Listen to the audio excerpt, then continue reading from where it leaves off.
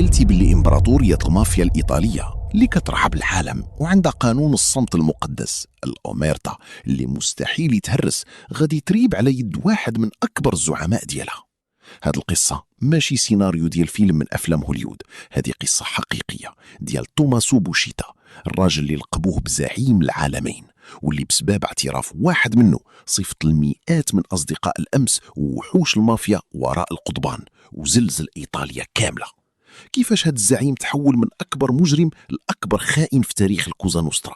وجد راسك، حيث القصة اللي غتسمع اليوم فيها الدم، الخيانة والانتقام اللي غيخليك تحبس أنفاسك حتى النهاية.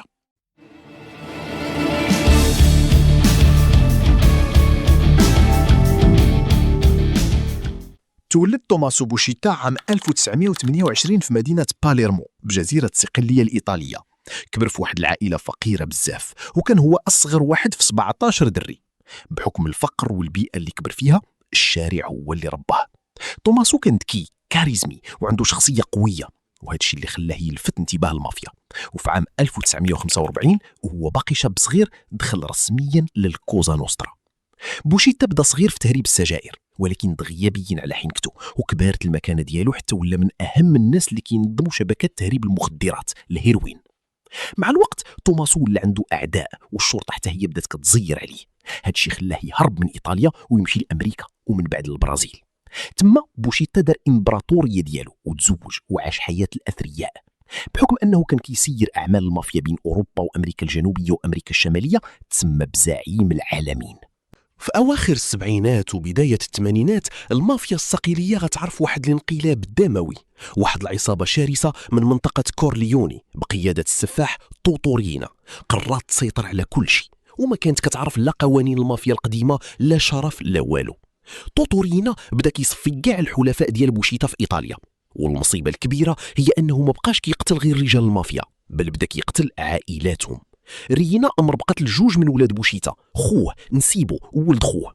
هادشي دمر بوشيتا نفسيا، وحس باللي المافيا اللي كان كيعرفها اللي كانت كتحترم العائلة والنساء والأطفال ماتت، وباللي هادو اللي شادينها دابا غير وحوش متعطشة للدم.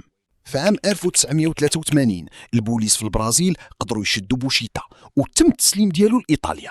فاش كان في طيارة الترحيل بوشيتا حاول ينتحر وكل السم السيتريكنين، حيت كان عارف باللي المافيا غتقتلو في الحبس، ولكن الطاقم الطبي عتقو في آخر لحظة. هنا غتدخل شخصية تاريخية، القاضي الشجاع جيوفاني فالكوني جلس مع بوشيتا وبدا كيهضر معاه باحترام. بوشيتا اللي كان عامر حقد على توتورينا والمافيا الجديدة قرر يدير الخطوة اللي ما عمر شي زعيم دارها قبله، قرر يهضر. بوشيتا قال فالكوني الجملة الشهيرة ديالو: أنا ما خنتش المافيا هي اللي خانت المبادئ ديالها. وهكذا بوشيتا هرس قانون الأوميرتا، قانون الصمت، وشرح للقاضي فالكوني كيفاش كتخدم المافيا من الداخل، شكون هما الزعماء وكيفاش كيتاخذوا القرارات. كان هذا الاعتراف بمثابة كنز عطاه بوشيتا للدولة الإيطالية.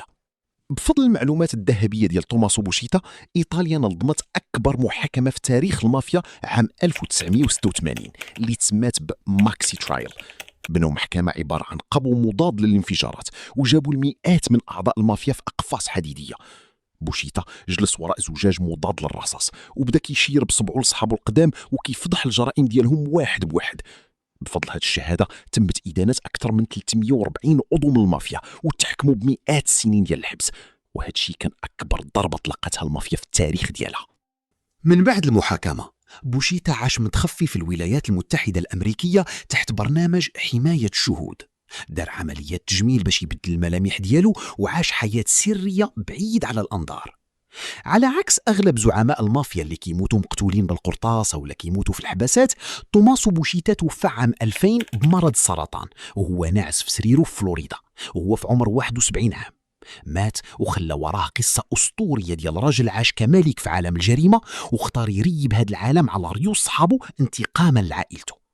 إلا بغيتي قصة جديدة من القصص ديال المافيا دير لايك للفيديو واشترك في القناة وفعل الجرس باش توصلك القصة نتا الأول.